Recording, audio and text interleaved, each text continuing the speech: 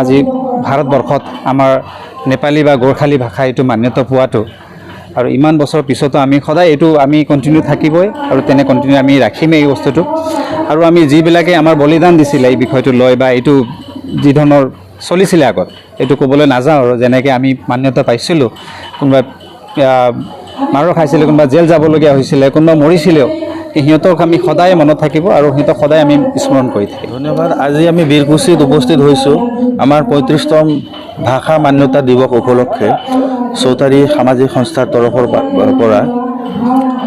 আপুনি ঠিকেই কৈছে, হিমালয়ৰ সুদীৰ্ঘ এটা হিমালয় যিটো পৰ্বতমালা আছে সম্পূৰ্ণ নেপালী ভাষী মানুহৰে আবৃত আৰু তাৰ তলত যিখিনি অঞ্চল আছে তাতো নেপালী। আপুনি ভূটান কওক, ম্যানমাৰ কওক, অৰুণাচল কওক, গোটেই নৰ্থ ইষ্টৰ পাহাৰীয়া অঞ্চল হওক, অসমত হওক, লেহ লাডাখ হওক, হিমাচল প্ৰদেশ হওক, উত্তৰাখণ্ড হওক, নেপালটো আছে, ছিকিম, দাৰ্জিলিং, ডুৱৰ্ছ, শিলিগুৰি, এটা বিশাল ভূমিত নেপালী মানুহ বহুত আগৰ পৰাই নিজৰ বৃত্তি আগবাঢ়ি আছে।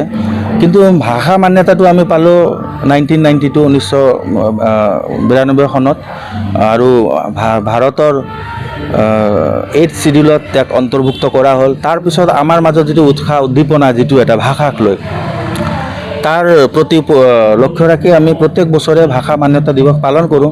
এইটো এটা স্পৃহাৰ দিন, উৎসৱৰ দিন আৰু নিজৰ ভাষা জীয়াই থাকিলেহে আমাৰ পৰিচয় থাকিব। সকলোৰে ক্ষেত্ৰত, নেপালীৰ ক্ষেত্ৰতো নহয়, সকলো জাতি জনগোষ্ঠীৰ ক্ষেত্ৰত নিজৰ নিজৰ ভাষাৰ প্ৰতি আমাৰ দায়িত্ব আছে। নতুন প্ৰজন্মক ভাষাৰ প্ৰতি এটা আকৰ্ষণ কৰাব পৰা ব্যৱস্থা আমি কৰি তুলিব লাগিব। সেই উপলক্ষে আমি সকলোৱে উপনীত হৈছোঁ আৰু চৌতাৰী সামাজিক সংস্থাই নেপালী ভাষাৰ কাৰণে বিভিন্ন ধৰণৰ পদক্ষেপ এতিয়া ল'বলৈ চিন্তা চৰ্চা কৰিছে।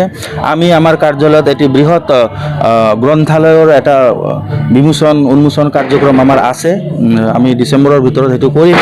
তাৰোপৰি আমি সাহিত্যিক সন্মানৰ বিষয়ে আমি চিন্তা চৰ্চা কৰিছোঁ, কেনেকৈ নিজৰ ভাষাক আমি জীয়াই ৰাখিব পাৰিম, কেনেকৈ নতুন প্ৰজন্মক আমি উৎসাহ উদ্দীপনা দি ভাষাৰ প্ৰতি তাহাঁতৰো দায়িত্ব আছে সেইটো প্ৰেৰণা দিব পাৰোঁ। আপোনালোকৰ আৰু বানপীড়িত অঞ্চলত বহুত নেপালী অধ্যুষিত অঞ্চল আছে। হয়, মই সকলো বুলি জনগোষ্ঠীকে কওঁ, কিন্তু আপোনালোকৰ তাতে দেখা গৈছে যে বহুতখিনি মানুহে তাত শ্ৰমজীৱী মানুহৰ আজি হেৰি হৈছে। হয়, যেনে আমি গম পাইছোঁ শিৱসাগৰত নেপালী খুটি বুলি যিটো অঞ্চল আছে তাত বাৰুকৈও মানুহবিলাক প্ৰভাৱিত হৈছে আৰু নেপালীৰ সংস্থা সংগঠন বুলি নহয়, বিভিন্ন সংস্থা সংগঠনে তাত নিজৰ দায়িত্ব পালন কৰি সেৱা আগবঢ়াইছে। আমাৰো বিভিন্ন নেপালী সংস্থাবিলাকে কৰি আছে, কিন্তু চৌতাৰী সামাজিক সংস্থাও তাৰ কাৰণে দায়বদ্ধতা আছে আমাৰ। আৰু আমি কাৰণ এইটো বানপানী শেষ হোৱাৰ পাছতো বিভিন্ন ধৰণৰ বিভীষিকা থাকে, তাৰ প্ৰতিও আমাৰ দায়িত্ব আছে। তো আমি অলপ দেৰিকৈ আমি কিছুমান কাৰ্য হাতত লৈছোঁ, আপোনালোকে দেখা পাব ভৱিষ্যতত।